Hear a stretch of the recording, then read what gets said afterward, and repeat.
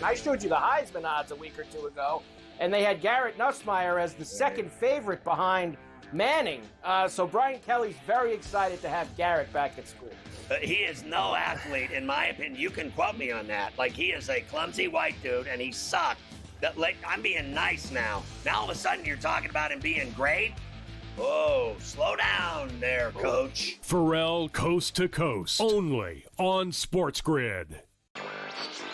Do you think that there's a possibility that we could be looking at DeBoer wondering if he's the long-term answer at coach for the Tide? I'm starting to feel like Alabama, I can't believe I'm saying this, Craig, is a sleeper. Fourth easiest schedule in the SEC this year. Ryan Williams is back. I think the friendly, these early season games against Florida State and Wisconsin, that is friendly for Alabama. Newswire, only on SportsGrid. So you're going to have the suck uniforms the entire season, but 3 games will give you with the best uniform. Those are the issues I have. The powder blues out for the Chargers. That should be every game. The Miami Dolphins old uniforms that they throw it back to. That should be your uniform, not the trash you wear now. The Patriots. You ever see them throw back with a little football player in the helmet? It is beautiful. Yeah. But let's keep the trash uniform. The Early Line, only on SportsGrid. Obviously, he didn't do great in the last 2 majors, and we're going home here. We're going to Northern Ireland, Royal Portage. This is Rory's the reason why we're going here.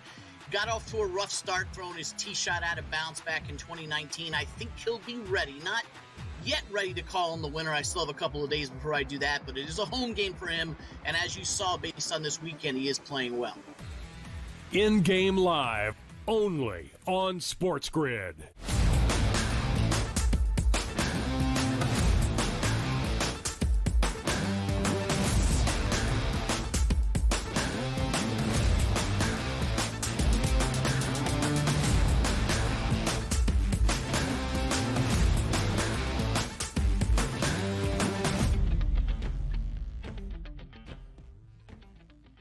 We welcome you to hour number 2, bright and early here on this Wednesday morning on the Early Line on SportsGrid. He is Donnie right side. I am Ben Stevens. 2 more hours to go up until 11 a.m. Eastern time. In this second hour, more baseball at the break. Everybody around MLB now enjoying 2 full days off during the All-Star break after the All-Star festivities the past 2 days in Atlanta. It gives us further time to reset. We have gone division by division around Major League Baseball. We have set the stage for the playoff picture and what we will see here in the second half. A reminder, every club has played at least 95 of 162 regular season games, so not exactly cut in half the regular season at the All-Star break. But today, DRS, some of those individual award races. And then, how about this?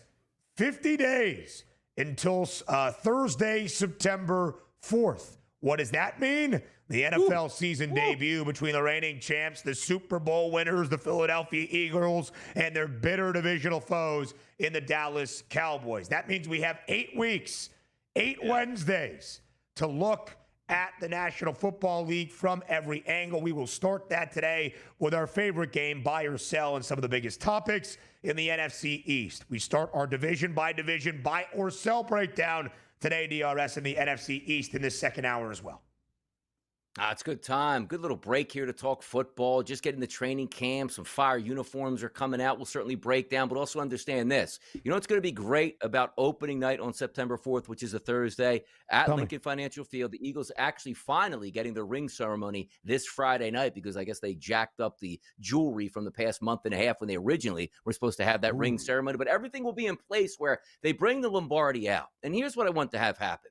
I need the Cowboys to line up on their side of the field. And I need like Saquon Barkley, maybe go over there with Jalen Hurts, maybe A.J. Brown as well, to show the trophy to the Dallas Cowboys team, their head coach, their fan base. Because you know what? You won one so long ago that nobody remembers. Give a real close-up look. Because I'm pretty sure you go into the building in Dallas, it's like, hey, there's the trophies that we won. But did they really count? 1995? That doesn't count anymore. We barely had internet at that point right now. Most people walking around, cell phones were unheard of at that point. We were a much more modern society. So I would appreciate the city of brotherly love, the birthplace of America, where, you know what? We roll out the red carpet and say, see this Super Bowl trophy. Now, you can't have one. You'll never win one again, but this is what it actually looks like to be a real organization. Like, don't let them touch it like the Stanley Cup, right, until you win it. Because Dallas, 99% of their fan base, Ben, has never seen a Super Bowl trophy. Like, the 0.1% are like in Social Security right now, almost ready to say, you know what? Giving up on this Dallas Cowboys run at this point. So at least Dallas will see the trophy in the building, something they'll never see again as a fan base. At least they can enjoy opening night, then get their tail kicked. You never know, though, DRS. 94% of the Cowboys fan base might have been a Giants fan at a point in their life or a Patriots fan at a point in their life. You don't really know necessarily. Rolling. Yeah, now you're rolling. So that's a good point, though. Maybe you can just take one of your replica Lombardis behind you. True. You show up to the link. You're just there at Xfinity Live, and you're just like, look at this, Cowboys fans. You want it? You can't touch it. It's like the Borat line. No. You cannot touch this. You cannot touch it. That was a pretty good Borat. Give me some more Borat at this point now. Yeah, give me some more. Give me some more. Give me some of those better one-liners. You got any? My suit is black. Not. I was going for a little bit more, a little bit more non-family friendly material. But all right, we're good. Listen, I got a job to hold on to here, my friend. So as we look at ARS around the National Football League, the Chargers, the first team that sent their rookies to camp over the weekend. By the way, plenty of teams around the league sent their rookies to camp yesterday, but the Bolts are the first team to send their vets to training camp. An official sign of the times on this Wednesday afternoon in Los Angeles. And to ring in that ceremonious feel, the Chargers unveiling a couple of new uniforms yesterday, DRS. So, Fashion Police. Donnie right side is here. DRS, the two ones that really stand out is the updated Navy Heritage uniform that you see Derwin James wearing front and center. And, of course, the golden one that Justin Herbert is wearing. Some monochrome color rush type feels to it. What do you make of the Chargers uniforms, widely regarded as some of the best in the National Football League?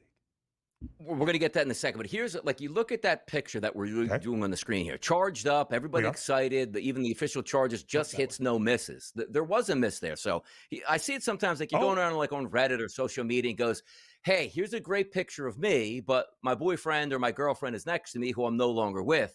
Can you just take that person out of this picture? I'll tip you $5 or $10 and I'll have a nice portrait of myself that looks absolutely fantastic. So you see that picture up. Can we do that same thing with the Chargers? Hey, look, I'll give you $5. Just take the gold uniform out completely. And then we can look at the rest and be like, now you have a masterpiece. Now, I do want to give them credit because on the pantheon of uniform selections, I got to be honest, Ben, this could be the gold medal. This could be the number one spot. Because if you remove the gold, I like a nice alternative uniform. And you're throwing it back like to the LT days. The Navy looks sharp. Even though it's not really their color scheme, I do appreciate like a sharp-looking uniform you can throw out every once in a while. But everybody knows this. And if they don't, they should, Ben. The powder blue is the most beautiful blue in the history of sports fabric.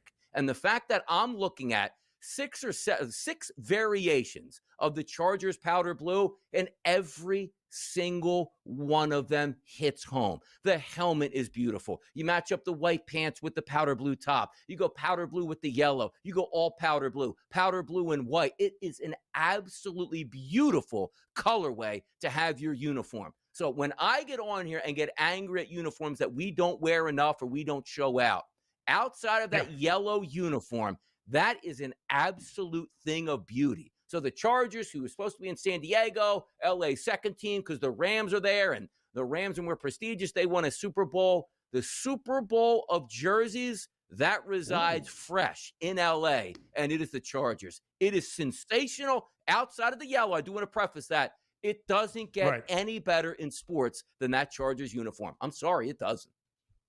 I kind of like the yellow, but it is very stark, right? It is a contrast from everything else. They're going to wear it once this year. DRS, I love the return to the navies. I think that is super cool as well. But there is no doubt, and widely seen as such, that the powder blue Chargers uniforms that they went away from a few years ago and now have gone back to are the best uniforms in the National Football League. So to highlight that through and through, I completely agree. DRS, not the only uniform and threads news yesterday. How about the Tampa Bay Buccaneers celebrating their 50th NFL season, are bringing back their iconic opening jerseys from 1976. We have seen the creamsicles.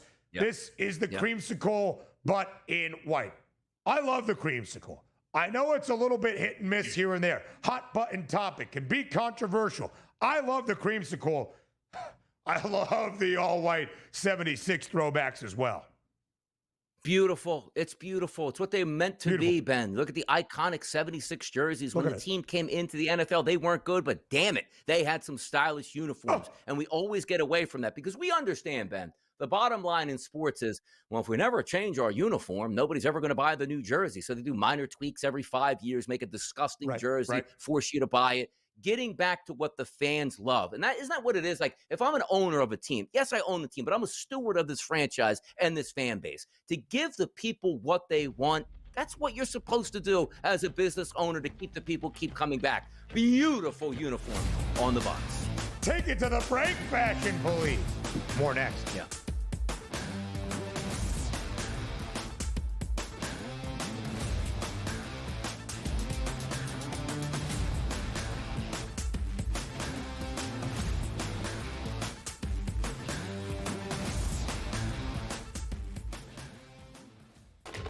Enter into the magical world of McLuck.com, where even the smallest of spins can win real cash prizes. Adventure into over 1,000 of the best Vegas-style slot games. So what are you waiting for? Unlock your free welcome offer today. Join the fun where winners play and players win. Two guys that can do it all. Too much electricity this morning. This is a good time. We're having a lot of fun. I had to do a triple take. Ka-ching! Why? Because of parity. I didn't mean to offend. Yeah, it's not going to happen. Load management is a dirty word. Let him rip. You know what? Circumstances provide the results. What? How do you do this once? Oh, Donnie, you got such a good show there. A network that is booming. The Early Line, only on SportsGrid. We're going to go through every single thing, and I've got a great team behind me that's going to help me get the job done. I want this to be the place that people come to. There is going to be an energy to game time decisions that you will feel night in and night out. We are going to hit every single one of those markets that you need to know about. We will have everything at our disposal, and we will use that to our advantage. There is not going to be a better place, I promise you, than Game Time Decisions. I'm Kevin Walsh. Tune in to Game Time Decisions weekdays on SportsGrid. The game is on. The stakes are high. But the action isn't just on the field. He's rearranging that ring. Get it inside! SportsGrid's in-game live. Your ultimate second screen experience. Just a little flyer, couple of 15.5-point live line. Every prop, every play, every day. Anything can happen. It's complete chaos. It's smarter to be on SportsGrid.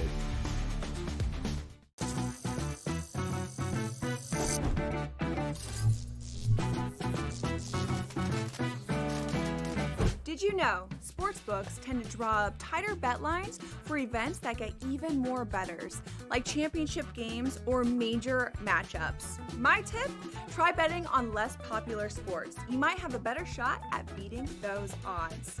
Now, go get lucky. See you in Las Vegas. Let's get lucky.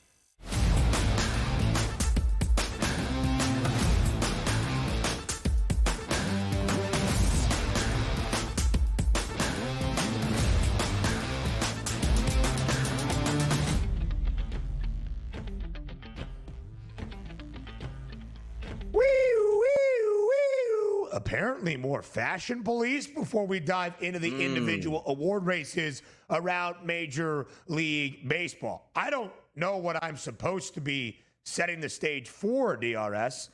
So I get, is it there you go.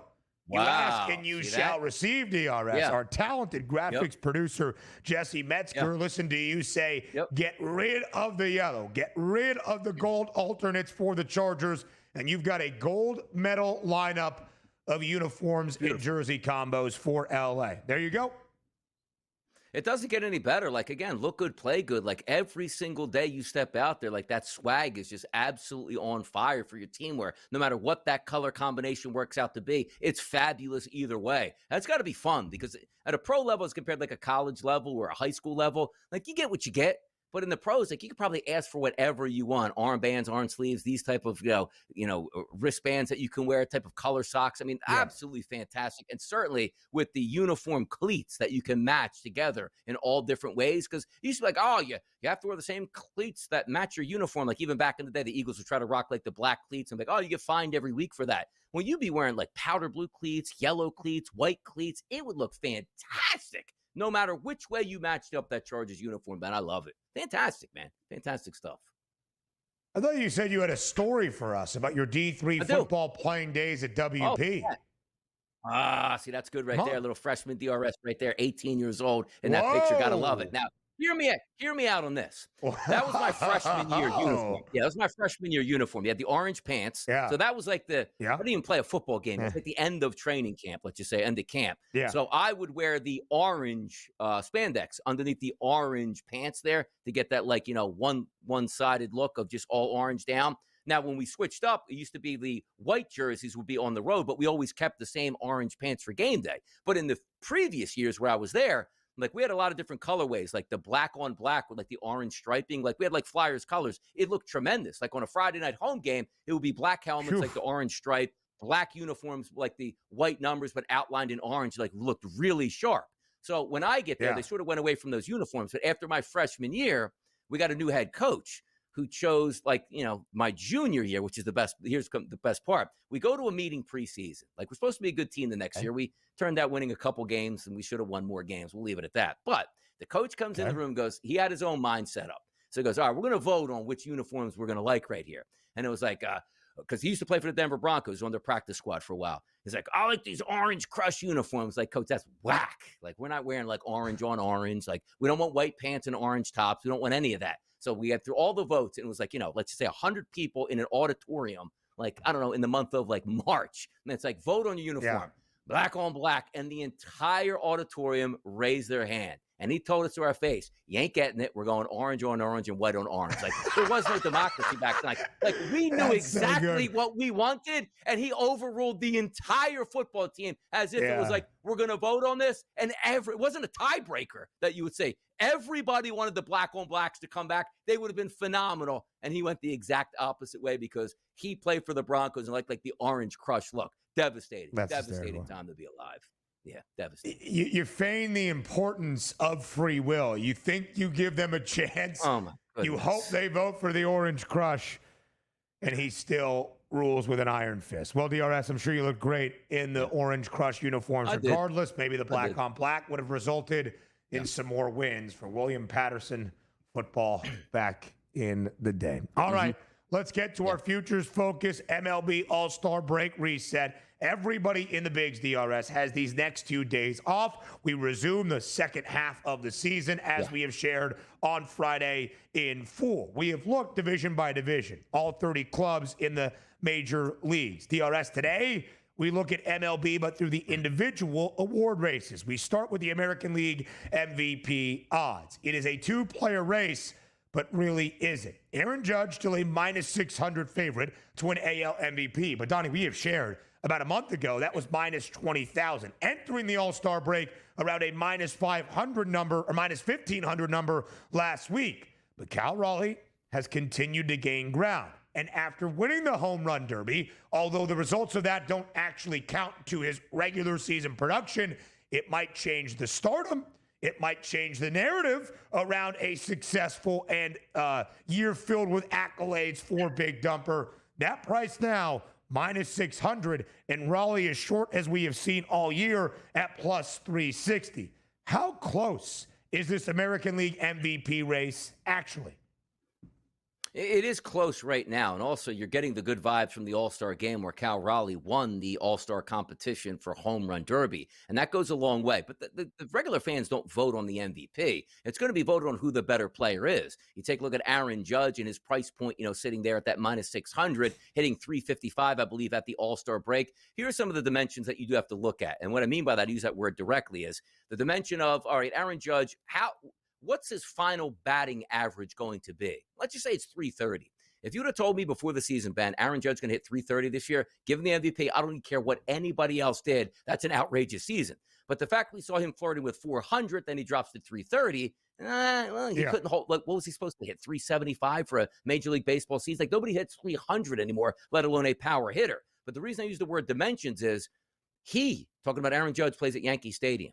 Cal Raleigh plays out in T-Mobile in Seattle, one of the toughest places to hit home runs consistently and on a day-to-day basis. It's almost like if you're a sprinter, Ben, you have two guys at the starting line. One guy has the parachute on his back, the other guy doesn't. Like, it just feels like that's Cal Raleigh running down the track against Aaron Judge saying, man, I might get an extra 3 to 4 home runs that you get a year because of the ballparks you play in compared to what I play in. Now, granted, there's no remedy for that, and it's not fair, and sports sometimes aren't fair, but that's the way I look at it. But I just want to see, like, even if Aaron Judge bats, again, 325, and it's within 2 home runs of Cal Raleigh, and his team makes the playoffs and the Mariners don't, how does Cal Raleigh win this? Unless, again, you do something historic. Cal Raleigh dropped 69 home runs this year. It's like, well, Aaron Judge hit 49 and he hit 69. Like, yes, but you see what we're trying to play out? Like, something, the bottom has to fall out for Aaron Judge, and Aaron Judge is getting the best of it in the second half. Just a tough scene, man. It just is. Judge is going to win this thing. Yeah, I think Judge is going to win this thing, unless Big Dumper does something historic in hitting those homers. We'll talk more about it and other awards in the AL next.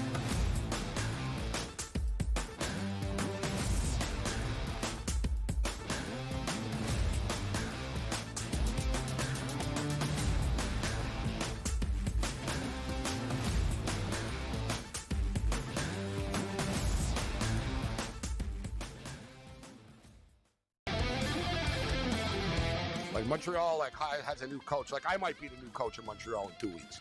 Like, they have a new coach all the time, and they always have, oh yeah, we're playing a new system. They're like, they have a bunch of 20-year-old players and kids on the pitch.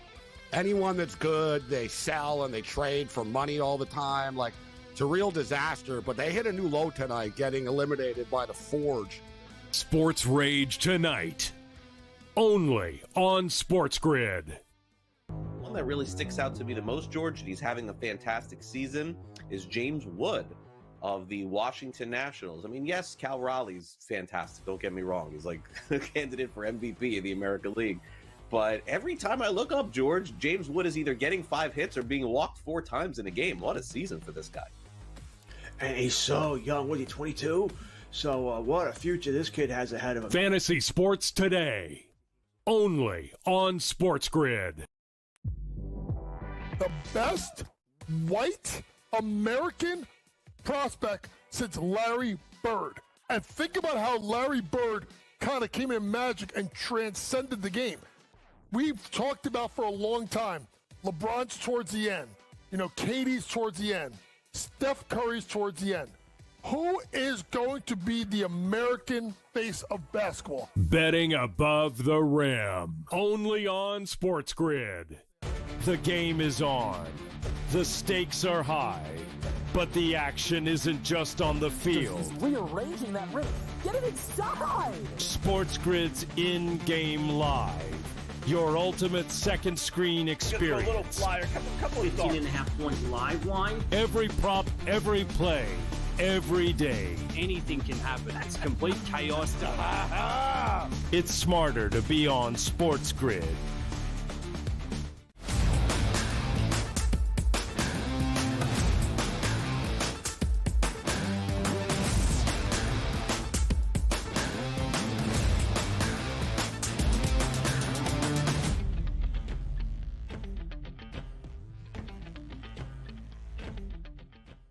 We hit on the American League award races today at the All-Star break now fully. The NL award races tomorrow. DRS, one final point about the American League MVP odds. Barry Bonds set the home run record. You might want to argue that. Back with 73 in 2001. Of course, last night, a celebration of Hank Aaron, throughout the All-Star festivities in Atlanta. Since Bonds hit 73 in 2001, only one guy has reached 60 homers in a season.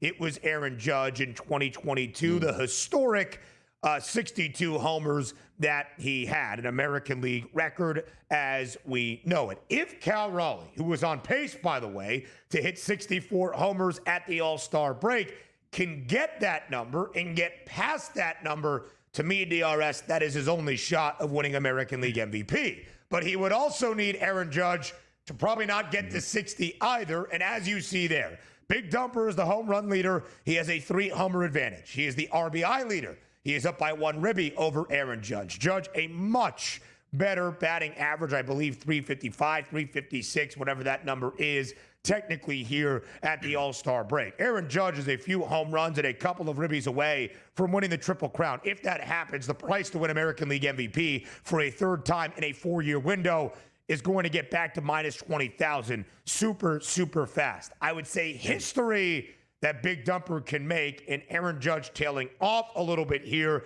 until the end of September, is how Cal Raleigh actually wins American League MVP.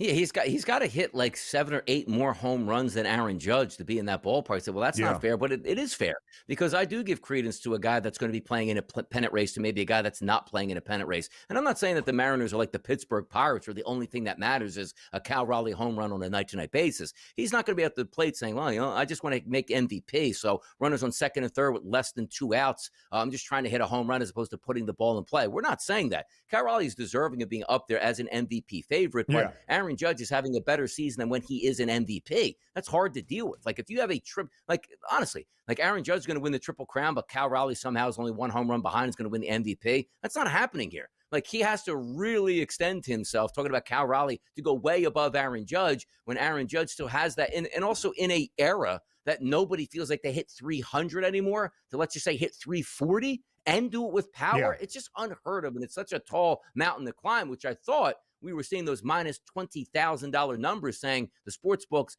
we have to keep it up here. We're throwing in the towel. We don't want any more Aaron Judge money because unless he gets hurt, he's going to win this thing. Now I see the minus 600, but it's not really changing the scope of like the plans for myself, right? Because I still, again, Raleigh leads. It's not like Aaron Judge leads in everything. Like RBI, Cal Raleigh, home runs, and Cal Raleigh. But you look at the batting average, which is going to always be Aaron Judge. And as I said, you're just playing out the second half of the summer. The dog days, August, July, smaller ballparks. Aaron Judge gets hot. What I mean hot is, hey, how about 3 home runs a week over the next 3 weeks? It's like, well, now he has the lead in the home run race. And that's all that Cal Raleigh was hanging his hat on for the MVP race. There's just too many obstacles for me for Cal Raleigh to overtake Aaron Judge.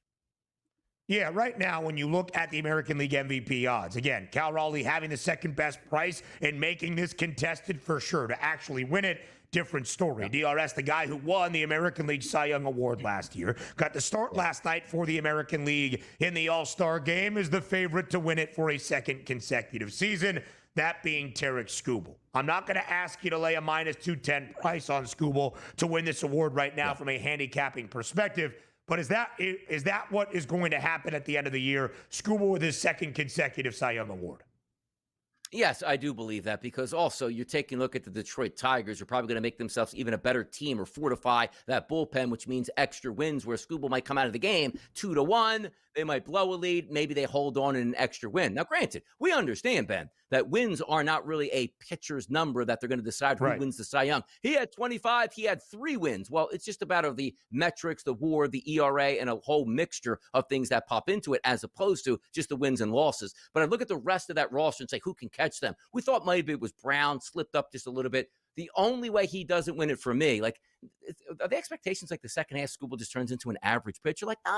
No, that's not. No. Good baseball team doing something historic in Detroit that we haven't seen in a long time. As long as he pitches the way he's capable of pitching, this is his award. Yeah. Wins not necessarily, as DRS mentioned, tied to winning a Cy Young award, but when you are top 8 in the major leagues in terms of wins as a starter and your team has the most wins overall in Detroit, that narrative builds up even to kind of lean over that voter fatigue for Skubal to win his second straight. Plenty more on the early line after the break.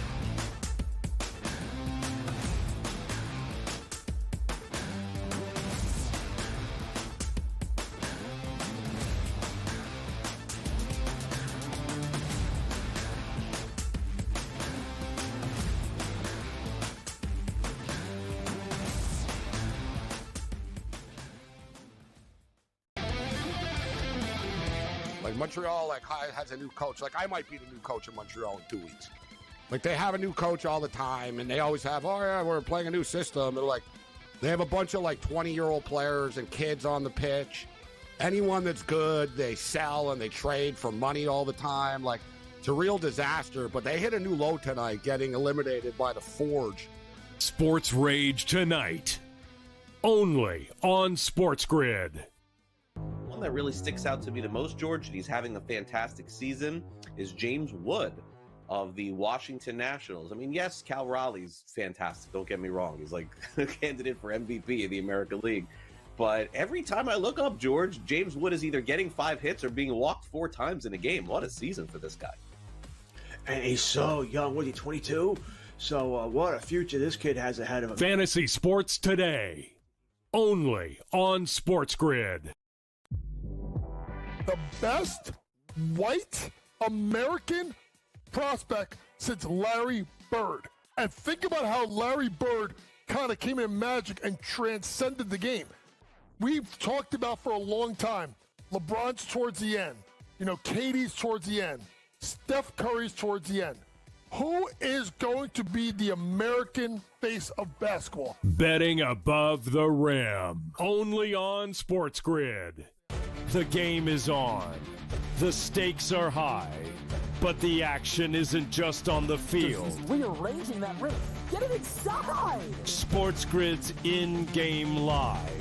Your ultimate second screen experience. Just a little flyer, couple of 18.5 point live line. Every prop, every play, every day. Anything can happen. It's complete chaos. It's smarter to be on SportsGrid.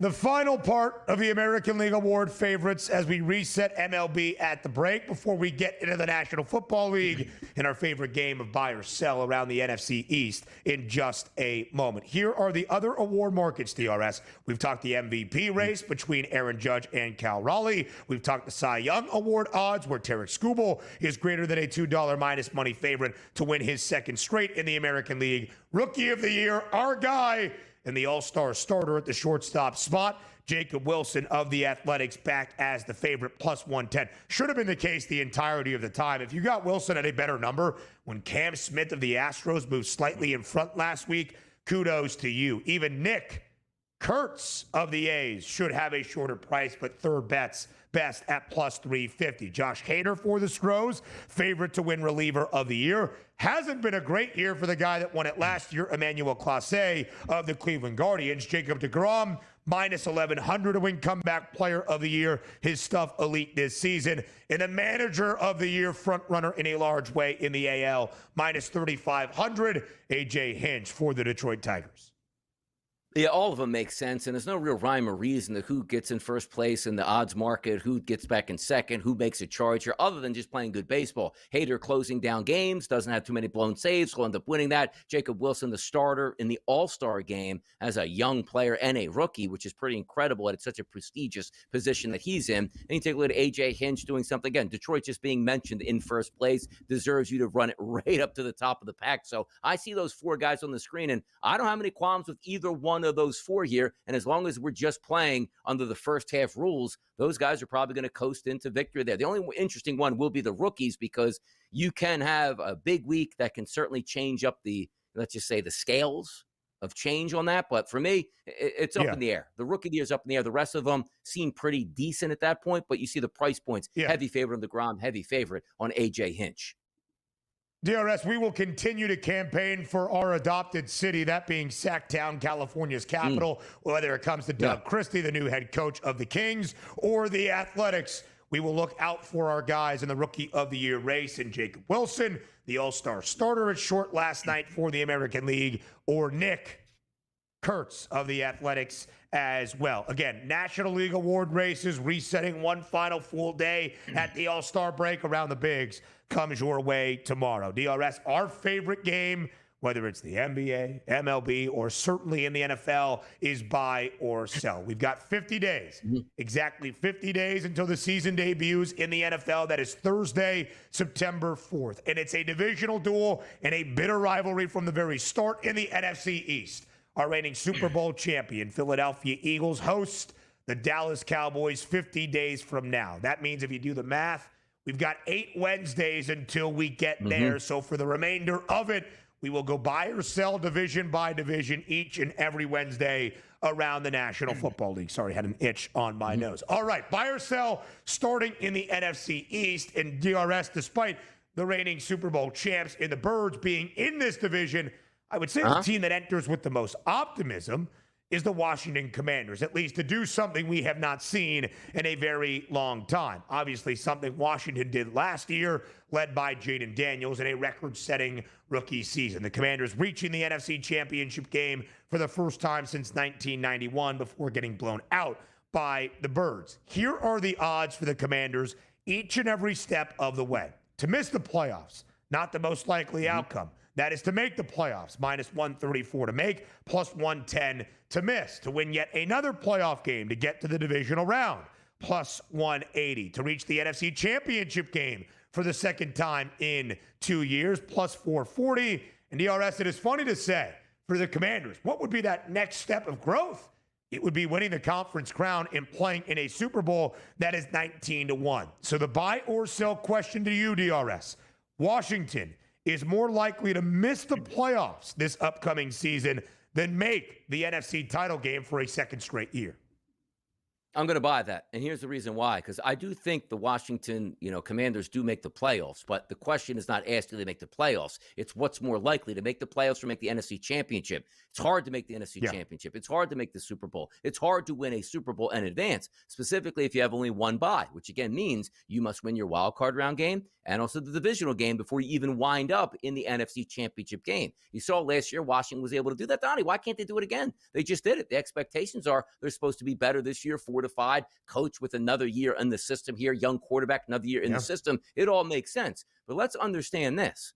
Look at the teams that made the playoffs last year in the NFC. Lions, Eagles, Buccaneers, Rams, Vikings, Commanders, and Packers. There's only one team in there that has a question mark, and that's the Minnesota Vikings, because they're going from Sam Darnold, who was very good in the regular season, racked up 14 regular season wins, then sort of, petered out, if you will, in the playoffs. But if you are looking and saying, all right, let's just say the rookie isn't as good as Sam Darnold and they get knocked out of the playoffs, that's only one team.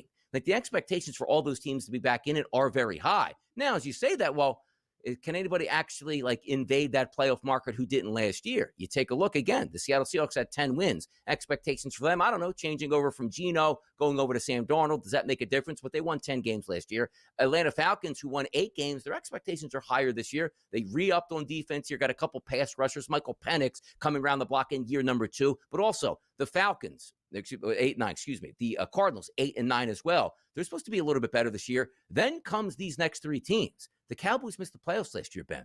The San Francisco 49ers missed the playoffs last year. The Chicago Bears with monster expectations. There are teams that are chomping at the bit just to get into the playoffs here, which if you miss the playoffs this year, you're probably going to have 10 wins again. So making the playoffs is going to be hard, which I think they can. But also what I'm saying is, Ben, that playoff field is going to be unbelievably talented and unbelievably deep. And if I don't think Washington is the 1 seed, that means, again, 2 playoff wins are going to be required to reach the NFC Championship game. It's not a slight on Washington. It just tells you how deep the NFC is expected to be this year, and I think they make the playoffs, but I'm just going with the odds. I don't think they get to the NFC Championship game.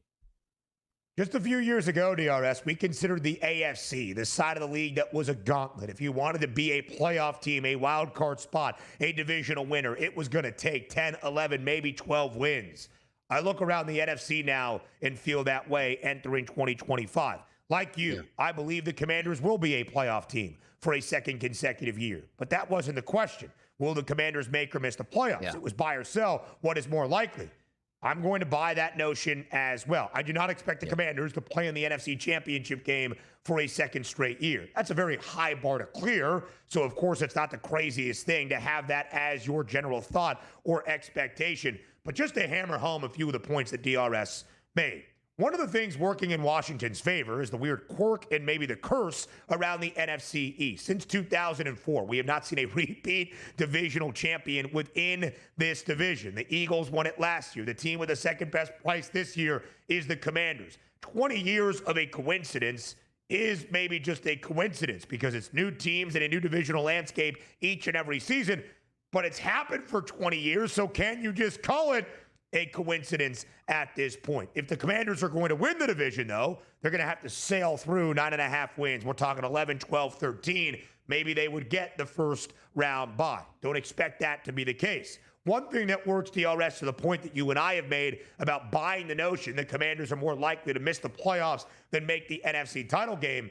Every year since 2009, I'm sure it's a stat many of you have seen publicized throughout this offseason. Every year since 2009, the last 16 NFL seasons, 3 teams that were favored to reach the playoffs, Washington fits that bill at minus 134, have missed out on the postseason. In 15 of the 16 years since 2009, 4 teams that were favored in the offseason, preseason, to reach the playoffs have missed the postseason. I'm not saying the Commanders could be that, DRS, but it speaks to the notion that it's more likely they are that category than an NFC Championship contender playing in that title game for a second straight year. Yeah, attrition always rolls over in the NFC and the AFC. New teams are always in the playoffs, and that's the design of the NFL. The better you are, the tougher the schedule. The better you are, the worse the draft pick. Just the way it is. One of the reasons DRS highlighted Washington could take a step back. The Cowboys? Next.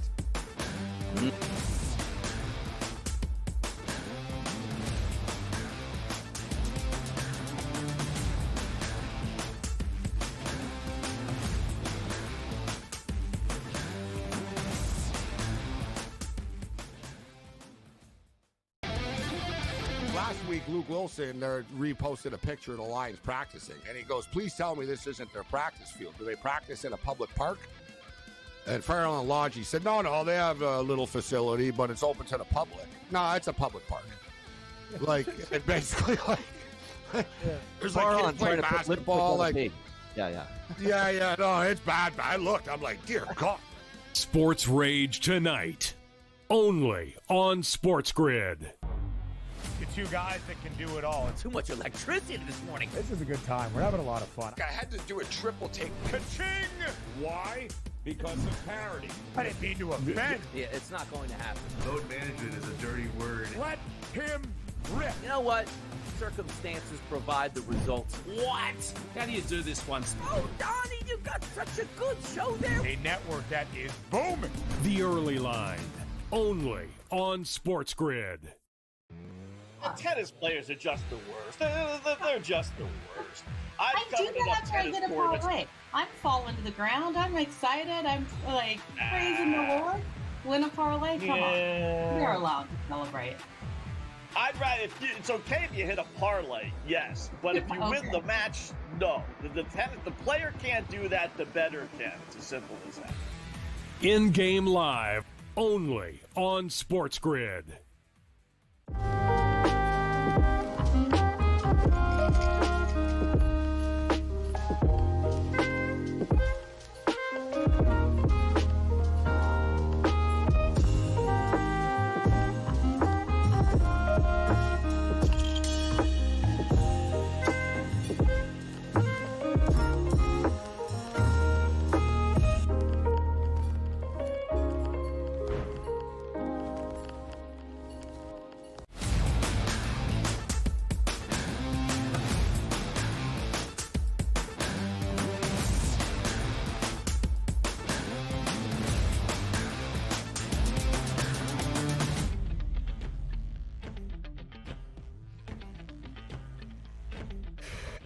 NFC East buy or sell. Again, our charge the next 8 Wednesdays. We will go division by division around the National Football League and look at each of the 4 teams in said division with a big picture buy or sell question entering the 2025 campaign. DRS, one of the reasons that both you and I believe the Commanders could miss out on the postseason, although we think it is likely Washington is a playoff team once again, could be the resurgence of some teams we always expect to be postseason bound that had dismal and disappointing campaigns in 2024. The San Francisco 49ers, and within the NFC East, their own divisional mate in the Dallas Cowboys, one of the 2 teams that will play 50 days from now in that season debut on Thursday, September 4th. The Dallas Cowboys win total 7.5. The over now has a pretty hefty price tag that you need to pay. To make the playoffs, plus 186. Third best price to win the division, plus 550. 22-1 to win the NFC, and a 50-1 number to win a Super Bowl. The RS, although they have not won a Lombardi Trophy, now in 3 decades since 1995, basically every year for the past decade, that has not been that long of a price on the Cowboys to either win the NFC or a Lombardi Trophy. But after a 7-10 season, a rookie head coach that did not come with a lot of accolades or splash in Brian Schottenheimer, and a couple of key players, notably the quarterback Dak Prescott, coming back from injury, it is not nearly as optimistic in Big D at this stage of the offseason as it often seems to be. So the buy or sell question, the Cowboys have become underrated entering 2025. I'll buy that from a handicapping perspective. They are an underrated team coming into the season. But if you're just looking at it from an NFL fan perspective, they're always overrated every single year because it's just the Dallas Cowboys. They have more primetime games. They play on Thanksgiving. They're always a part of the mix here. Micah Parsons probably had a deal signed 3 months ago. We just don't know about it because Jerry Jones wants to stay in the highlights here. And then they'll just somehow, we got him signed 2 days before training camp, and away we go. That's what the Dallas Cowboys do. That's why they're worth so much money, because we're always talking about the Dallas Cowboys. But as I said that, not a lot of people are talking about the Dallas Cowboys with a ton of success coming up in the 2025 NFL season. But I look at it differently. I say to myself, if Dak Prescott is out there and healthy, what has he shown throughout his career when he's healthy that they're not a playoff caliber team? Does that mean they're going to make a run to the NFC Championship game? No, they never do that. Win a Super Bowl? Absolutely, they never do that. But there's no reason to believe on a week-to-week basis it's not going to be a competent football team that can win enough football games to get them into the playoff picture, which means 9, 10, or 11 in order to get that done. Is it a tough schedule? Yes, everybody in the NFC East is playing a tough schedule due to the draws that they have with the the crossovers with the different divisions and conferences here. But for my money, I look at the offense. As long as the offensive line stays stable, Dak Prescott is healthy, he has 2 legitimate wide receivers, there's Micah Parsons on defense, that team will win more games than they lose for me. So from a handicapping perspective, buy it on underrated. From a public perspective, they're always overrated at that point. DRS, I have said to you numerous times, the first offseason win total bet I made in the National Football League was Dallas over 7.5. When I bet it, it was even money plus 100. It is now minus 125 to the over. To expect the Cowboys to even win at minimum 8 games is not normally the expectations for Dallas. So from that perspective, yes, I am buying as well. Underrated. But if the Cowboys go over that number, if they are an 8-9 football team, heck, even a 9-8 football team, but miss out on the playoffs and Dak Prescott is healthy the entire way and CeeDee Lamb is performing and Micah Parsons is out there, it's not going to be considered a successful season in Dallas. They're not going to say, yeah, baby, we're back just because we did not go 7-10 once again and under our win total. So from that perspective, no, they're not overrated. It's still the Cowboys. Donnie and I can sit here and say maybe they are not coming in with a ton of the shine and the public exposure they normally do. And as handicappers, it makes sense to bet the over. Why? Dak Prescott has been the starting quarterback in Dallas now for 9 seasons. He has been fully healthy, or at least playing 12 games in 7 of those 9 years. Every year that Dak has done that, the Cowboys have won at least 8 games. That is why I bet the over of 7.5. But DRS, nobody in that facility at the Star, certainly not owner Jerry Jones, not even first-year head coach Brian Schottenheimer, is walking around like, guys, Let's just make sure we win one more football game than a season ago. Let's make sure we get to 8-9, maybe even above 500. The expectation at bare minimum inside the facility in what we will judge and laugh at by the time we get to November and December if the Cowboys are falling short is being a playoff team. That plus 186 price. And DRS, God forbid the Cowboys get back to the postseason and come up short of the divisional round once again, as they have in the 13 times they have been a playoff team since their last Lombardi in 1995. It doesn't matter. They went over 7.5. We are still going to make our jokes, and we are still, rightfully so, in my opinion, consider it a disappointing season in Dallas. Yeah, that was one of my futures wagers here on our Pro Football Today show over the summer, was to take a look at the Dallas Cowboys to make the playoffs and get bounced immediately in the wild card round. You take a look at the game schedule after the bye. It's at the Raiders where they open up. They probably should win that game coming off a bye. But after that, Eagles, Chiefs, Lions, Vikings, Chargers, Commanders before they end the season against the Giants. The make or break days there of late November and early December are going to be right there for the Cowboys. If they're healthy, they can compete and get into the playoffs. If not, they might already be looking forward to next season. So there is a razor thin edge here that you have with the Cowboys, that some things do have to go right, which the most important thing is just keep Dak Prescott healthy. They should be fine. Love George Pickens getting added over to CeeDee Lamb. You have a ton of weapons to play with at wide receiver. We'll see if that matures into a winning season for them. But I'm betting for it. Again, if you're betting against injuries, hey, Donnie, I don't think Dak Prescott's going to finish the season. Well, of course, they're not going to have a winning season. But if Dak plays all 17 games, this team is going to be right in the mix for you to take a look at a winning season, which would cash that ticket on the actual team total to the over. And also 3-4 games remaining in the schedule. Dallas Cowboys were right in there for a wild card spot. I truly believe that. Interested to see what the defense looks like, DRS. Matt Eberflus, a bright defensive mind, but maybe not the most successful head coach in Chicago, takes over the defensive reins in Dallas under Brian Schottenheimer. When Dallas has been good, it's been healthy Dak, an explosive offense. They have tried to figure it out at the running back spot. Javonte Williams and Miles Sanders come over, the rookie Jaden Blue from Texas. But the defense has been consistently stout. Was not a season ago. How about them G-men next?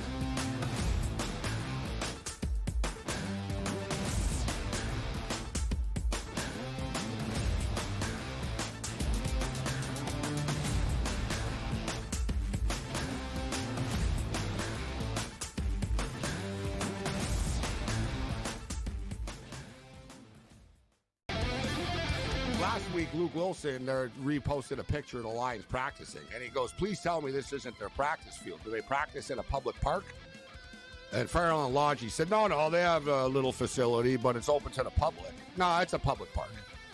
Like, it basically, like, there's like kids playing basketball, like, yeah, no, it's bad. I looked, I'm like, dear God. Sports Rage tonight, only on SportsGrid. The two guys that can do it all. Too much electricity this morning. This is a good time. We're having a lot of fun. I had to do a triple take. Ka-ching! Why? Because of parity. I didn't mean to offend. Yeah, it's not going to happen. Load management is a dirty word. Let him rip. You know what? Circumstances provide the results. What? How do you do this one? Oh, Donnie, you got such a good show there. A network that is booming. The Early Line, only on SportsGrid. The tennis players are just the worst. They're just the worst. I do that after I get a parlay. I'm falling to the ground. I'm excited. I'm like praising the Lord. Win a parlay. Come on, you're allowed to celebrate. I'd rather. It's okay if you hit a parlay, yes, but if you win the match, no. The player can't do that. The bettor can. It's as simple as that. In-game live, only on SportsGrid.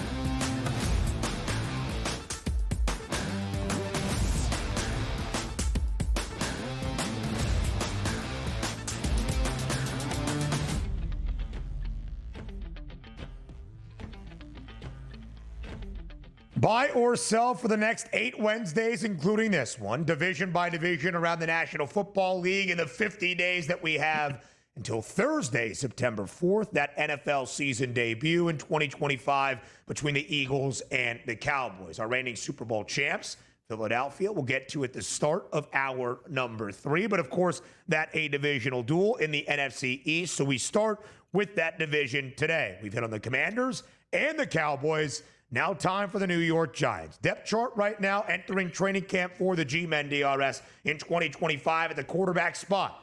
Russell Wilson, Jameis Winston, the 2 offseason acquisitions. Jackson Dart, who New York traded back into the first round to draft 25th overall. And, of course, Tommy Cutlett sticks around in the National Football League. That is Tommy DeVito. DRS, the hefty favorite right now to be the Week 1 starter at the quarterback spot is Russell Wilson, around a minus 1450 price. But that night might not be the story the entirety of this season. So the buy or sell around the Giants to you is this. Jackson Dart will be the Giants starting quarterback by week number 7. Let me provide a small caveat and context there. Week 7 is off a mini bye. The Giants play a Thursday nighter week number 6, so the additional full days to prepare. The full bye week for the Giants not until much later in the season, week 14. So again, buy or sell. Jackson Dart will be the Giants starting quarterback by week 7. No, I'm going to sell that. He's not going to be the starting quarterback in the first 7 games. Why is that? Because Bozo the Clown owns the football team and probably will be sold once again on how many wins did you have this year. So Brian Dable and Joe Shane understand that we just have to maybe win more games than we won last year, was barely any. We're going to keep the best chance to win football games on a week-to-week basis, not what's best for the Giants in their actual future, and that's just getting to the end of the regular season, or he's close to it with Russell Wilson as their starter, because he probably, again, gives you the best chance to win games. Smartness for the organization where you drafted Dart, maybe a little bit more of a project. Sit and learn. We're a bad football team. We'll put you in at the end of the season, then reevaluate you at that time and in the offseason if we need to go out into the draft next year and get another quarterback, even though we just drafted you to be maybe our franchise quarterback. That's where it is right now. On a different organization with a new head coach coming in that goes, Jackson Dart's really not my guy. Like, no, he's not going to play early on in the season. But understand this. I don't think it has anything to do with performance. Now, granted, you take a look at Russell Wilson. He stinks or is injured. Sure, he's going to be out of there. Is Jameis Winston ever going to play? That'd be a travesty if he did, because he's never going to be their franchise guy or be the future. Tommy DeVito is just there to be a backup hand. You need a couple, quarterbacks in the building he's been around and knows the playbook. That makes sense. But if Jackson Dart is in before or around week number 7, that's an absolute objective failure by the Giants. And Bozo, who runs it, Mr. Mara, should have fired everybody in the building anyway, and then Dart might play week 7, 8, or 9 just to see what he has. But from what I'm looking at for the Giants and how tough this schedule is, and understanding the only thing that matters to the Giants is not what they do into the future, but their coach and their general manager trying to win as many games as possible this year. Even if it hurts the future of the franchise, they're in it to win it for themselves. I don't think any way, shape, or form Dart is going to be seen in an NFL game before week number 7. It can't happen. If it does, Ben, again, I'll double down. That means Brian Dable is already fired. I would agree, DRS. I think that is what it would mean. And it is a fascinating chasm there, as you kind of laid out, about what the Giants have entering 2025. They are not expected to be good, despite a defense that's pretty solid on the other side, and some offensive pieces that you like outside of the quarterback spot. Malik Neighbors, a great rookie season. Tyrone Tracy kind of became their stalwart at the running back position as well. But you have Brian Daboll and Joe Shane, both back as the head coach and GM respectively, that probably should not be back leading this organization into 2025, and yet are on the warmest seats ever. If the Giants go under 5.5, they're gone. If the Giants even go over 5.5 and end up with 6 or 7 wins, does that mean they stay? Is it the promise of Jackson Dart starting week number 14 and showing some glimpses? Hey, we didn't draft Daniel Jones. This is our guy now for the future. Donnie, it's an excellent question you present, and it is a fascinating scenario because Daboll and Shane need to go over 5.5 wins to keep their jobs. But that more than likely hurts the Giants. Does drafting Jackson Dart also hurt the Giants for their future if he is not the face of the franchise and they could be one of the 3 or 5 worst teams as their win total presents to be in the quarterback conversation entering next April in the 2026 NFL draft? So many storylines for the Giants, for a team that has a win total of 5.5, and the under has the juice at -130 in the second most difficult schedule in the National Football League in 2025. So I'm going to sell by week 7 for Jackson Dart, Donnie. But starting multiple games in 2025, I'll buy that on Dart for the G-Men. Hour 3 next.